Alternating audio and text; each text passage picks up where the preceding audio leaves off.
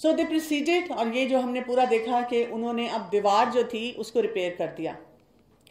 इस पे जब मूसा अलैहिस्सलाम ने फिर पूछ लिया कि ये क्यों आपने किया, ये तो आपको खाना भी नहीं दे रहे थे, आपका ख्याल भी नहीं कर रहे थे, you didn't have to do any favour to them. अब इस पे खिजर अलैहिस्सलाम ने क्या कहा, वर्स नंबर 78, क़ाला हाज़ा फ़िराक़ु बैनी व बैनक। उन्होंने कहा कि this is parting between me and you, बस बहुत हो गया, this was the last warning. तुम्हें मैंने चांसेस दिए और तुमने वो डिसिप्लिन नहीं शो किया। बट साथ ही वो क्या कहते हैं, सउनब्बिउका बितावीली मा लम तस्तती अलैहि सब्रा, I will inform you of the interpretation of that about which you could not have patience। यानी जहां पे टीचर ने वार्निंग दी और उनको ये भी कहा कि आपको इस सिस्टम से, क्लास से बाहर जाना होगा, साथ ही उन्होंने क्या कहा, मैं अब आपको जो सिखाने वाली चीज है वो भी सिखाऊंगा। Let me give you answer to all your whys. यहां से हमें पता चलता है कि एक वाइज टीचर कैसा होता है। यानी एक टीचर जो फ्रस्ट्रेट हो रहा होता है सिखाने में, वो क्या करेगा, वो स्टूडेंट को क्या कहेगा, अगर स्टूडेंट तंग कर रहा है, गेट आउट। जो स्टूडेंट गेट आउट हो गया उसकी तो लर्निंग रुक गई, वो तो कुछ भी नहीं कर रहा, वो तो बाहर चला गया, बाहर खड़ा कर दिया उसको। तो आपने तो स्टूडेंट को कुछ भी नहीं सिखाया या उसकी इतनी इंसल्ट की। कई दफा टीचर्स ये करते हैं, क्लास में आते हैं, पढ़ाना चाहते हैं, अच्छा स्टूडेंट पढ़ना नहीं चाहता, स्टूडेंट कहते हैं आज मौसम बड़ा अच्छा है, आज मस्ती करने को दिल चाह रहा है, चलो कुछ ऐसा करते हैं कि टीचर कुछ पढ़ा ना सके, या तो वो इरेगुलर डिस्कशन शुरू करते हैं या बार बार तंग करना शुरू करते हैं ताकि टीचर पढ़ा ना सके। टीचर का टारगेट ये होना चाहिए कि जहां वो स्टूडेंट को वार्न करता है वहां पे जो उसने टारगेट रखा हुआ है टीचिंग का वो कंप्लीट करे। I have myself seen my own kids coming home and laughing and telling me, अम्मा आज क्लास में ना स्टूडेंट्स ने इतना टीचर को डिसएंगेज किया फ्रॉम लर्निंग, या इतना फ्रस्ट्रेट किया कि टीचर कुछ नहीं पढ़ा सके, हमें कोई होमवर्क भी मिला और कोई क्लास टेस्ट था वो भी नहीं हुआ और बड़ा मजा आया। तो टीचर का फोकस होना भी बहुत जरूरी है स्टूडेंट्स के साथ, क्योंकि कुछ बिहेवियर स्टूडेंट्स के नॉर्मल होते हैं जो आएंगे, और उनको बर्दाश्त करना और अपने स्टूडेंट की लर्निंग को ख़त्म ना करना। तो उन्होंने भी ये नहीं कहा मूसा अलैहिस्सलाम को कि जाओ अब मैं तुमसे नाराज़ हूँ, मैं तुम्हें कुछ नहीं सिखाऊंगा। उन्होंने कहा कि now we have to part, but let me tell you कि ये जो पूरा सिलसिला था ये क्या था, किस तरह से इसमें विजडम क्या था जो कुछ मैंने किया। सो वर्स नंबर 79 उसमें वो क्या बताते हैं, as for the ship it belong to poor people working at the sea, so I intended to cause defect in it, as there was after them a king who seized every good ship by force। अब उन्होंने क्या किया, उन्होंने कहा कि ये जो कश्ती थी ये बड़े गरीब लोगों की थी, लेकिन थी बहुत प्यारी, बहुत अच्छी, और जो किंग था वो उसको अपनी प्रॉपर्टी बनाना चाह रहा था, इस वजह से मैंने उसमें सुराख कर दिया। कुछ टेम्परेरीली जब वो देखेगा कि वो ठीक नहीं है तो उसे छोड़ देगा, और वो जो गरीब लोग हैं वो तो दोबारा उसको रिपेयर कर लेंगे। यहां से हमें एक बहुत इंपॉर्टेंट लेसन मिलता है। हमारी लाइफ में जब डिफिकल्ट टेस्ट आते हैं तो हमने क्या करना होता है, उस डिफिकल्ट टेस्ट में कोई ईजियर टेस्ट जो है वो ले लेना होता है। यानी दो चॉइसेस है ना आपके पास, जैसे एक चॉइस ये थी वो उस बोट को कुछ भी ना करता, बोट वैसी रहती, बादशाह ले जाता, वो तो खत्म हो जाती। दूसरी चॉइस क्या थी, दूसरी चॉइस ये थी कि उसमें एक सुराख कर दिया जिसकी वजह से वो उनके पास ही रह गई और बादशाह से वो बच गई। तो यहां पे अब आप देखें कि एक एपरेंट चीज हमें क्या नजर आ रही थी, they damage the boat and seemingly it was a harmful act, but what was the reality, this belong to someone जिसको उन्होंने बचाने के लिए काम किया। तो यहां से हमें एक लेसन क्या मिलता है, everything happens for a reason. यानी हमारी अपनी लाइफ में कई दफा ऐसे होता है, हमें बहुत कोई एक धचका लगता है, हमारी लाइफ में एक बहुत हमें लगता है डिजास्टर हो गया है, बड़े बड़े होते हैं लोगों के साथ ट्रेजेडीज होती हैं, डेथ हो जाती है, पेरेंट्स की सेपरेशन हो जाती है, डिवोर्स हो जाती है, कोई डिसेबिलिटी आ जाती है, कोई ऐसी बीमारी आ जाती है, और उस पर हम बार बार कह रहे थे वाई वाई वाई। मसलन मैंने तो बहुत नमाजें पढ़ी, मैंने तो बहुत दुआएं मांगी, मेरे साथ ऐसे क्यों हुआ। हम कभी ये नहीं सोचते कि there is a possibility, a big possibility that Allah is safeguarding me from a more severe test और challenge, especially if I am giving सदका।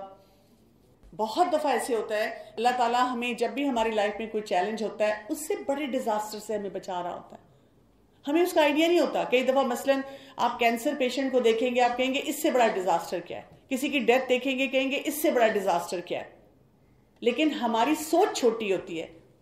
हम अल्लाह ताला ने जिस तरह से ये सिस्टम बनाया है हम उसको अंडरस्टैंड नहीं कर पाते। दूसरा वर्स नंबर 80 को देखें।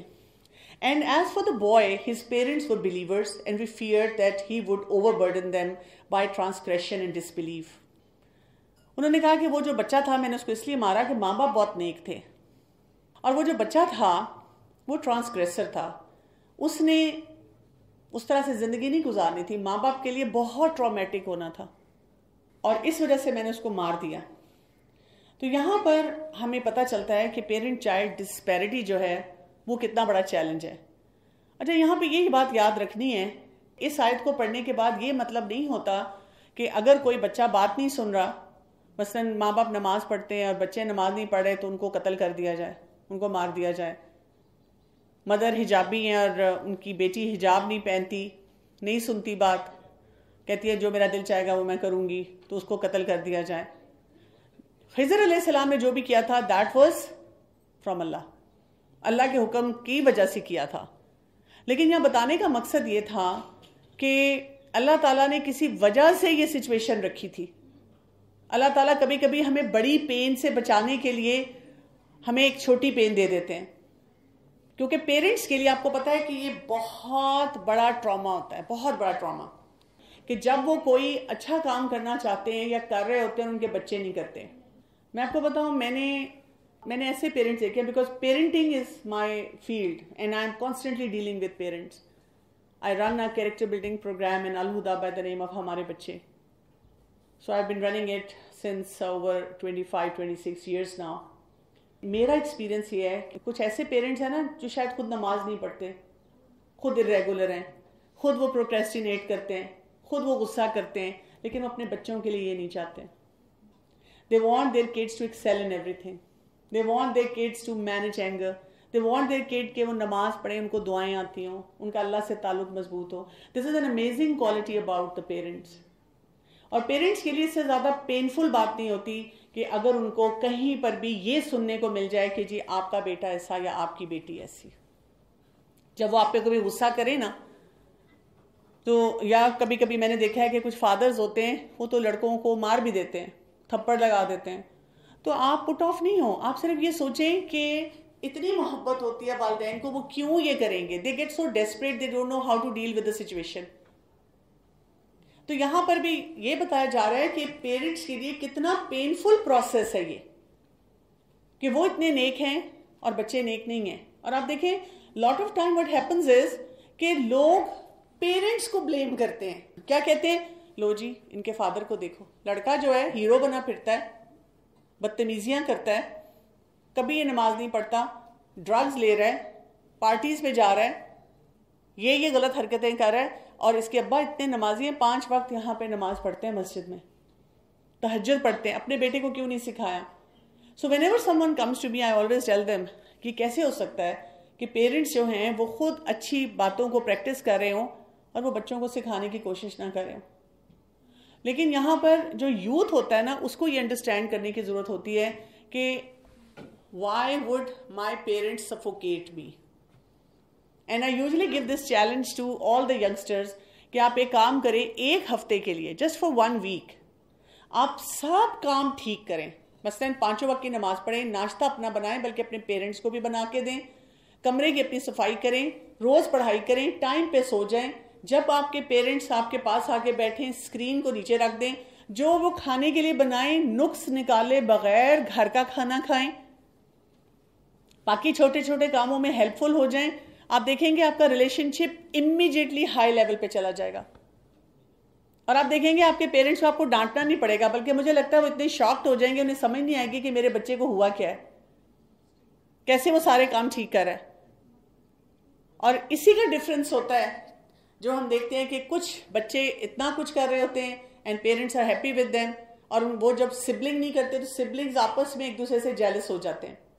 वर्स नंबर 81 को देखें। So we intended that their lord should substitute for them one better than him in purity and nearer to mercy. Allah ताला had a plan to give the same parents another kid जो बड़ा नेक होगा, जो उन parents की, वो जो parents से जो वालिदैन थे, जितने नेक वो थे, उनको अल्लाह ताला वैसी औलाद देना चाहता था। So this was basically mercy of Allah सुब्हानहू ताला इन डिस्गाइज। अल्लाह ताला उन पेरेंट्स को एक ज्यादा बड़ी मुश्किल से बचा रहा है। यहां से हमें ये पता चलता है कि जो अल्लाह ताला का प्लान होता है वो बहुत जबरदस्त होता है। हम क्या करते हैं, एपरेंट सिचुएशन में चले जाते हैं, हम ये इन डेप्थ नहीं देख पाते कि अल्लाह ताला ने ये क्यों किया। Then comes verse number 82. And as for the wall, it belonged to 2 orphan boys in the city, and they were beneath in a treasure for them, and their father had been righteous. So your Lord intended that they reach maturity and extract their treasure as a mercy from your Lord. And I did not of my own accord. That is the interpretation of that about which you could not have patience. ज़ालिका तावीलु मा lump तस्तती अलैहि सब्रा। तो वो उन्होंने wall क्यों build की थी? वहां पे 2 यतीम बच्चे थे, उनके बाप बहुत नेक था और उसने अपने बच्चों के लिए कुछ खजाना रखा हुआ था उस दीवार में। अगर वो दीवार टूट जाती तो वो चीजें निकल आती, वो ट्रेजर निकल आता, बाकी लोग कब्जा कर लेते, उसको ना देते। तो उनको अल्लाह ताला की तरफ से बताया गया कि इस दीवार को बनाओ, और उन्होंने इस दीवार को बनाया। यहां पे फिर हमें पेरेंट चाइल्ड बॉन्ड का पता चलता है कि पेरेंट्स बच्चों के लिए कितने कंसर्न्ड होते हैं। पेरेंट्स हर वक्त बच्चों के लिए प्लान कर रहे होते हैं। आप जो एक इतने अच्छे एक वेल रिप्यूटेड कॉलेज में पढ़ रहे हैं अपनी medicine, and your parents are paying lakhs of rupees per year which many people can't afford। यहां पे कितने इस सिटी में कितने और ऐसे स्टूडेंट्स होंगे आपकी एज के जो आपसे ज्यादा लाइक हैं, लेकिन वो अफोर्ड नहीं कर सकते इस एजुकेशन को। तो हो सकता है कि कोई मैकेनिक बन गया, कोई प्लम्बर बन गया, किसी ने छोटी सी कारोबार शुरू कर दिया, कोई दुकान पे बैठ गया, किसी ने कोई सिंपलर फील्ड पिक कर ली, बैचलर्स कर लिया, मास्टर्स कर लिया। लेकिन अल्लाह ताला has given you this opportunity. तो ये सोचना कि हमारे पेरेंट्स ने क्या कुछ सेक्रीफाइस किया है टू इन्वेस्ट इन अस। सुबह से लेकर शाम तक काम करना, हर वक्त प्लान करना कि बच्चों की एजुकेशन कहाँ होगी, फिर इन्होंने यहां पढ़ने जाना है, फिर इन्होंने ये करना है, फिर इनकी शादियां करनी है। तो पेरेंट्स होते हैं ना, that's how their love is. इसीलिए आप देखें अल्लाह ताला अपने राइट के बाद पेरेंट्स के राइट रखते हैं, क्योंकि जैसे अल्लाह ताला हमें देता रहता है। आप एक्सट्रीमली रिबेलियस भी हो जाए ना, आपको रोज डांटे भी पड़े ना, लेकिन अम्मा अब्बा को खाने की आपकी फिक्र होगी, आपका कमरा सही सेट हो फिक्र होगी, आप पढ़ाई कर लें, आपकी फीसें बार बार देंगे। कई दफा आपको पता है कि किसी पेरेंटिंग कोच के पास जाए ना पेरेंट्स और बताएं कि हमारा बच्चा या बच्ची कितनी रिबेलियस है, पढ़ नहीं रहा बच्चा, नंबर नहीं ले रहा, बार बार फेल हो रहा है, हम उनको कहते हैं स्टॉप फैसिलिटेटिंग द किड। वो नहीं कर पाते, वो फिर छुप के सब कुछ देते हैं। एक पेरेंट मेरे पास आए with their young kid, 15-year-old kid, जो कि पॉर्न एडिक्शन में था, and they wanted him to get better. मैंने उनसे कहा सबसे पहले इसका फोन ले लें, जब तक ये स्किलफुल नहीं होंगे इनको फोन नहीं मिलेगा, may be for like 3-4 months, ताकि ये डिटॉक्स हो, इनको वो तरीके सिखाए जाएं, and then gradually we can give him that confidence how to have appropriate use of phone. 1 हफ्ते बाद उन्होंने फोन दे दिया, बल्कि 1 हफ्ते से पहले ही कहा अच्छा बेटा थोड़ी देर गेम खेलने के लिए मेरा फोन ले लो। माँ बाप नहीं बर्दाश्त कर पाते, जब आपको जिस चीज से रोकते हैं वही चीज आपको बार बार देते हैं। तो यहाँ पे हमें पेरेंट्स की मोहब्बत का पता चलता है कि पेरेंट्स किस कदर कंसर्न्ड होते हैं इन सारी बातों में। और यहां से अब हमारे पास एक मेन लर्निंग आउटकम आता है फ्रॉम द होल स्टोरी। क्या कुछ हमें पता चलता है? What do we find out about the student? Student को कैसा होना चाहिए? अपोलोजाइज करना चाहिए, और क्या होना चाहिए? रिबेल नहीं करना चाहिए, ठीक है, रिबेल नहीं करना चाहिए, बागी नहीं होना चाहिए, बदतमीजी नहीं करनी चाहिए। आप एक बात को जो आप कन्वे करना चाह रहे हैं टीचर को अच्छी तरह भी कर सकते हैं। आप उन्हें बता सकते हैं कि हम थक गए हैं। हर काम कैसे होनी चाहिए, स्टूडेंट को अपनी लिमिट्स नहीं क्रॉस करनी चाहिए, एक रिस्पेक्ट की, क्योंकि टीचर टीचर होता है। आपको मैं बताऊं कि मैंने जब कुरान पढ़ा ना, दीन पढ़ा, तो मैंने अपने लिए भी ये फॉर्मूला रखा और अपने बच्चों को भी यही फॉर्मूला दिया, टीचर की रिस्पेक्ट। और मैंने हमेशा ही अपने आप को बताया कि जो मेरा टीचर बन गया ना एक दफा, उसकी रिस्पेक्ट है। अगर आप टीचर की रिस्पेक्ट करना शुरू कर देते हैं ना, तो आपकी लर्निंग बहुत एनहांस होती है। तो मूसा अलैहिस्सलाम ने बार बार रूल्स तोड़े, लेकिन क्या किया, टीचर की डिसरिस्पेक्ट नहीं की। He was very respectful towards the teacher. Teacher के बारे में हमें क्या पता चलता है, टीचर को कैसा होना चाहिए। आपको पता है हम वर्कशॉप्स करवाते हैं ना टीचर्स को, कि उनके कैरेक्टर के बारे में, तो हम उनसे पूछते हैं कि can you explain a good teacher that you had in your life, and can you explain the characteristics of the bad teacher. और फिर हम उनको कहते होते हैं कि आप अपने साथ एसोसिएट करें। If I have to ask this question of your students, how would they define you, वो आपको कैसा डिफाइन करेंगे कि अच्छे टीचर हैं या बुरे टीचर हैं। तो टीचर को कैसा होना चाहिए, क्योंकि आप में से बहुत से लोग फ्यूचर टीचर होंगे, पढ़ा रहे होंगे अपने स्टूडेंट्स को। मेडिसिन पढ़ने के बाद आप किसी टीचिंग हॉस्पिटल में हैं, कॉलेज में हैं, यू विल बी टीचिंग। कई चीज़ों से आप तंग आ रहे हैं टीचर की, लेकिन आप वही बिहेवियर देंगे अगर आप इसके बारे में सोचेंगे नहीं। पेशेंस होनी चाहिए टीचर में, रिस्पेक्ट ऑफ स्टूडेंट होनी चाहिए, प्रेपरेशन अच्छी करनी चाहिए, डिलीवरेंस अच्छी होनी चाहिए, कि स्टूडेंट के साथ एक ऐसा एटीट्यूड होना चाहिए कि वो जिसे कहते हैं ना, उसको उसके दिमाग को जगाना चाहिए, रोशन करना चाहिए, कि वो सोचे, वो कॉन्सेप्ट्स को इंटरनलाइज करे, उसके लिए अप्लाइड एस्पेक्ट्स को बहुत इजी बनाना चाहिए। और लर्निंग एटिकेट्स हमने क्या सीखे, कुछ चीजें जो हमें नजर आती हैं उनकी डेप्थ एंड डायमेंशन कुछ और होती है। आप अभी बहुत सी चीजें पढ़ रहे हैं ना, और कुछ चीजों को पढ़ते आप सोचते होंगे इतना ये सब कुछ याद करने का क्या फायदा है, क्योंकि जब आप प्रैक्टिकली अपने फील्ड में जाते हैं, आप पेशेंट को देखते हैं, डिफरेंशियल डायग्नोसिस करते हैं, साथ ही लैब रन करते हैं, और जनाब आपके सामने सब कुछ आ जाता है। आप सोचते हैं कि अगर कोई बिल्कुल अंदर जाके मुझे बायोकेमिस्ट्री कोई याद ना भी रही, what difference would it make. इस वक्त हम ये सोच रहे होते हैं मैंने कौन सा फार्मासिस्ट बनना है कि फार्माकोलॉजी में इतना कुछ पढ़ाना शुरू कर देते हैं। मैंने कौन सा कोई मसल की वो जो जहां पे अटैचमेंट है उसको देखना है, ये तो नहीं मैंने करना। या हमें इस्लामिक स्टडीज पढ़ाई जाती हैं, पाकिस्तान स्टडीज पढ़ाई जाती है, हम कहते हैं इसका मुझे क्या फायदा। ये सारे फायदे आपको बाद में नजर आते हैं, बाद में पता चलता है कि कलेक्टिव अप्रोच से जो कुछ सिखाया गया है उसका मुझे क्या बेनिफिट हुआ है। तो यहां से हमें टीचर और स्टूडेंट के बारे में जो कुछ पता चला, इससे बहुत एक इम्पैक्टफुल बात पता चलती है नॉलेज सीकिंग के लिए। इसको हम रिलेट करेंगे दज्जाल से भी। If you recall, I told you this is a सूरा, if you recite every Friday it gives you नूर, number 1। Number 2, it protects you from फितना ऑफ दज्जाल। तो नॉलेज अगर आपके पास सही होगा, टीचर स्टूडेंट का रिलेशनशिप अच्छा होगा, नॉलेज सीकर आप होंगे, जो देने वाले हैं वो नॉलेज गिवर्स होंगे सही तरह से, तो दज्जाल आपको डिरेल नहीं कर सकता। आजकल हमारे साथ क्या होता है, रिलीजियस नॉलेज हमारा कैसा है, it's very weak, and because of that हम कोई भी किसी की बात सुनते हैं, हाइप क्रिएट होती है, हम उसकी बात सुन के वैसा ही एक्ट करना शुरू कर देते हैं। हमारे पास कोई डीप फाउंडेशन नहीं होती है। तो दज्जाल ने आपको इस तरह पकड़ना है। इसी तरह नूर की जो बात है, you will not be enlightened through out, पढ़ते ही कुछ नहीं है आप। कल मेरी किसी यंगस्टर से बात हो रही थी who was going through lot of anger issues and anxiety. तो जब मैंने उसको कहा कि you must be having some healthy reading in your life, तो उसने एकदम हंस के कहा कि मैं तो कुछ भी नहीं पढ़ता, आई कैन नॉट रीड।